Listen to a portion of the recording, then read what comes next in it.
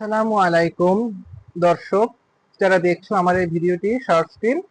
তো গুচ্ছ ভর্তি পরীক্ষা নিয়ে গতকাল রাত 12টার পরে একটি গুচ্ছ যে অফিসিয়াল ওয়েবসাইটে একটি দিয়েছে আর কি, যেটা একটা বলে নোটিশ দিয়েছে আর কি, কবে কি ভর্তি সেটি সম্পর্কে। কিন্তু অনেকেই এটা থেকে ভাবছে যে গুচ্ছের সাবজেক্ট ওয়াইজের রেজাল্ট কিন্তু দিয়ে দিয়েছে।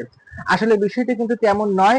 গতকাল রাত থেকে অনেকেই হয়রানির শিকার হচ্ছে, অনেকেই মেসেজ দিচ্ছে যে আমরা দেখছি আইডি পাসওয়ার্ড দিয়ে দেখছি হচ্ছে না, তো আসছে this service is temporary close due to server problem, সার্ভারের সমস্যার কারণে এটা সাময়িকভাবে বন্ধ হচ্ছে, একটা 403 নম্বর এরকম বিভিন্ন ধরনের কোড দিয়ে।